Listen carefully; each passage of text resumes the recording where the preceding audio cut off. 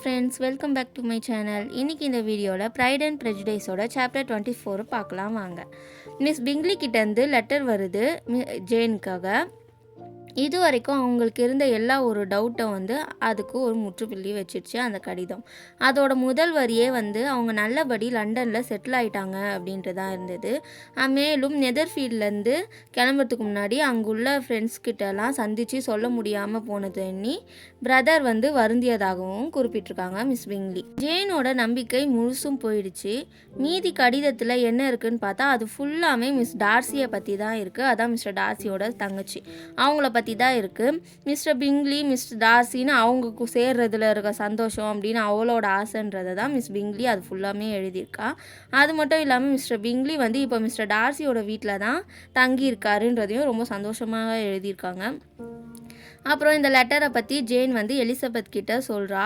அவள் இதை அமைதியாக கேட்குறா. அவளோட இதயம் எப்படி இருக்குன்னா, தன் அக்காவை பற்றின கவலை ஒரு பக்கம், இது இல்லாமல் மற்றவங்க தான் அவங்க எல்லார் மேலே இருக்கிற ஒரு வெறுப்புன்னு ரெண்டாக இருந்துச்சு அவளோட இதயம். கேரோலின் அதான் மிஸ் பிங்லி இருக்காங்களா, அவங்க மிஸ்டர் பிங்லி மற்றும் மிஸ் டார்சி பற்றி கூறியதை எலிசபெத் நம்பலை. அவளுக்கு ஜேன் மேலே மிஸ்டர் பிங்லிக்கு இருந்த அந்த அன்பு அவளுக்கு அதில் அவளுக்கு எந்த சந்தேகமும் இல்லை. ஆனால் தன்னை சுற்றி இருக்கிறவங்க இவரோட மனதை மாற்றக்கூடிய அளவுக்கு பலவீனமானவராக அவர் இருக்காரே அப்படின்ட்டு ஒரு சின்ன ஒரு கோபம் தான் வந்துச்சு எலிசபெத்துக்கு. இதில் வேறு ஜேன் சம்மந்தப்பட்டிருக்கா அப்படின்றனால அவளுக்கு அது இன்னும் கொஞ்சம் ஒரு இதாக இருக்குது. அவள் எப்பயுமே இதையே யோசிச்சுட்ருக்கா. இந்த மிஸ்டர் பிங்லி ஜேனை பற்றியும் கொஞ்சம் யோசிச்சுருக்கணும்ல. என்ன தான் அவர் சுற்றி இருக்கிறவங்க அது இதுன்னு சொன்னாலும் ஜேனும் இதில் சம்மந்தப்பட்டிருக்கா. அவள் என்ன நினைப்பா, அவளோட எண்ணங்கள் என்னன்றதை புரிஞ்சு அவரும் பண்ணியிருக்கணும் அப்படின்னு சொல்லிட்டு அவளுக்கு அது ரொம்ப ஒரு கொஸ்டினாக இருக்குது. அவளால் வேறு எதை பற்றியுமே நினைக்க முடியல. மிஸ்டர் பிங்லியோட அன்பு உண்மையிலே போயிடுச்சா, இல்லை தன்னை சுற்றி இருக்கிறவங்களோட தலையீட்டால் அவர் அதை அடக்கிட்டு இருக்காரா, அவருக்கு ஜேனோட காதல் புரிஞ்சிச்சா புரியலையான்னு இதை பற்றியே தான் எலிசபெத்தோட யோசனையாகவே இருக்குது. லெட்டர் 2 நாள் மேலே ஆயிடுச்சு. ஆனால் ஜேன் அவளோட கவலையோ அவளோட எண்ணங்களையோ வெளியே சொல்லவே இல்லை. ஆனால் அவளோட அம்மா எப்பயும் போல் அவங்க தான் எப்பயுமே அதை தானே பேசிகிட்டு இருப்பாங்க. இந்த மாதிரி வரலையா மிஸ்டர் பிங்லி, இன்னும் வரலையா, எப்போ வருவார், எந்த தகவலும் இல்லையேன்ட்டு புலம்பிகிட்டு இருப்பாங்கள்ல. அவங்க மட்டும் அதை நிறுத்தவே இல்லை, அதை பற்றியே பேசிகிட்டு இருக்காங்க. அதெல்லாம் கேட்டு ஜேன் ஒரு வழியாக ஓப்பன் அப் ஆகுறா எலிசபெத் கிட்ட.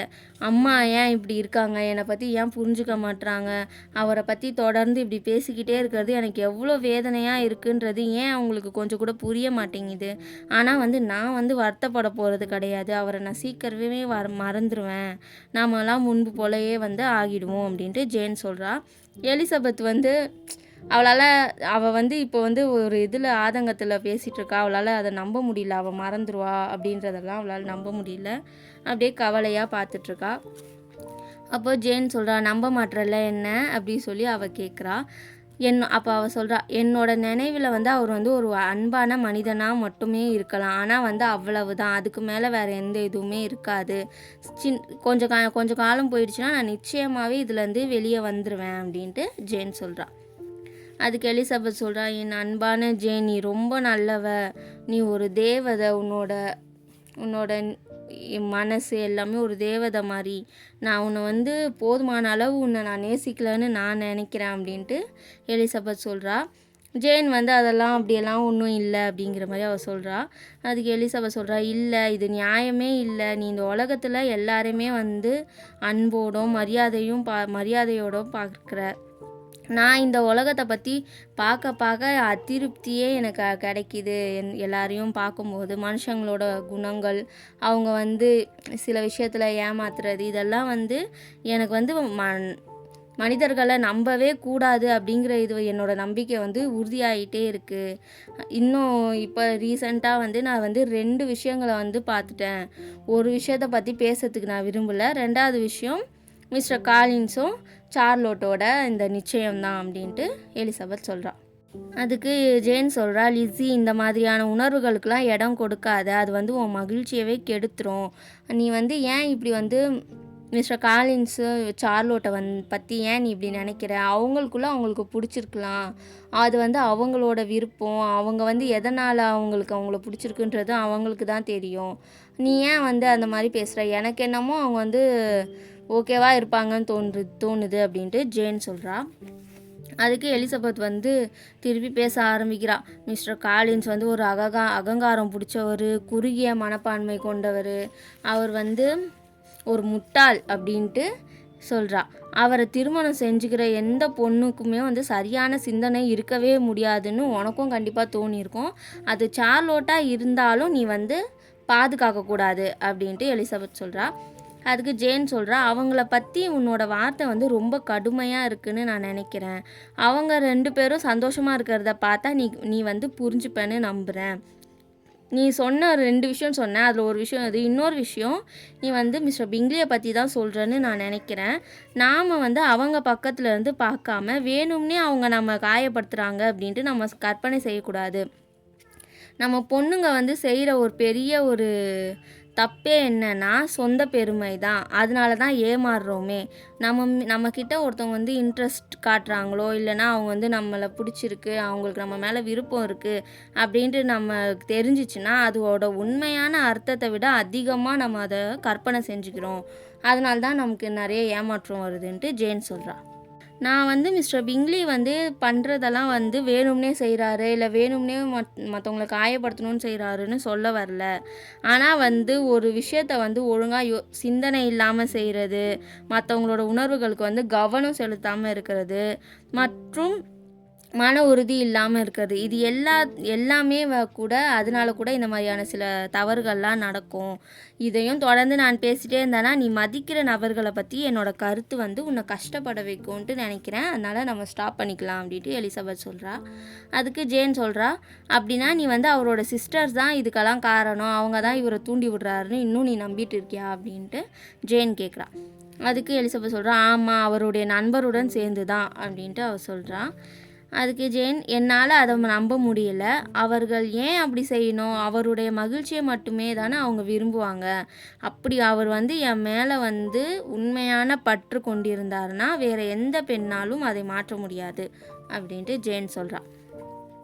அதுக்கு எலிசபெத் சொல்கிறா, உன்னோட வாதம் வந்து தவறானது, அவரோட மகிழ்ச்சியை தவிர வேறு சிலவற்றை கூட அவங்க வந்து விரும்பலாம், அவரோட செல்வம் செல்வாக்கு இதெல்லாம் அதிகரிக்கணும்னு கூட விரும்பலான்ட்டு எலிசபெத் சொல்கிறா. அதுக்கு ஜேன் சொல்கிறா, சந்தேகத்திற்கு இடமின்றி அவர் வந்து மிஸ் டார்சியை தான் தேர்ந்தெடுக்கணும்ன்ட்டு அவங்களாம் விரும்புகிறாங்க அப்படின்ட்டு ஜேன் சொல்கிறா. மிஸ் டார்சியை வந்து அவங்களுக்கு ரொம்ப நாள் தெரியும், என்னை விட அவளை வந்து அவங்களுக்கு அதிகமாக பிடிச்சிருக்கலாம், ஆனால் இவர் ஸ்ட்ராங்காக இருந்தாருன்னா அவங்களால எப்படி வெற்றி பெற முடியும், அதனால் வந்து நம்ம வந்து அவங்களோட அன்பை வந்து நம்ம இங்கேருந்து ஜட்ஜ் பண்ண வேணாம், அது வந்து என்னை வந்து ரொம்ப கஷ்டப்படுத்துது, இது என்னோட தப்பு, இது வந்து அதுக்காக நான் கஷ்டத்தை தான் நான் அடைகிறேன், ஆனால் அவங்கள பற்றி தவறாக பேசுகிறதுல நான் அடைகிற வேதனையை விட இது பரவாயில்லை, நான் இதை வந்து என்னோட கண்ணோட்டத்திலே நான் எடுத்துக்கிறேன் அப்படின்ட்டு ஜேன் சொல்கிறா. எலிசபெத்தால் இதுக்கு மேலே வந்து அவகிட்ட வந்து எதிர்த்து பேச முடியல. அந்த நேரத்துலேருந்து அவங்க வந்து மிஸ்டர் பிங்லியை பற்றி பேசுகிறதே பேச்சு எடுக்கிறதே அவங்க விட்டுட்டாங்க. மிஸ்ஸஸ் பென்னட் ஆனால் தொடர்ந்து அவரை பற்றி பேசிட்டு தான் இருக்காங்க, வருத்தப்படுறாங்க இன்னும் வரல அப்படி சொல்லிட்டு.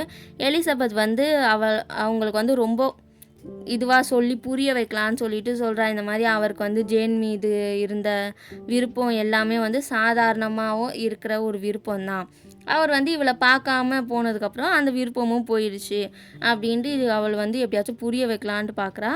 ஆனால் வந்து அவங்களுக்கு அதெல்லாம் புரிஞ்சுக்கிற மாதிரி இல்லை, அதெல்லாம் அவர் வந்துடுவார், திருப்பி சம்மரில் வந்துடுவார் அப்படிங்கிற மாதிரி மிஸ்ஸஸ் பென்னட் நினைக்கிறாங்க. மிஸ்டர் பென்னட் வந்து இதை வேறு விதமாக அவர் பார்க்குறாரு.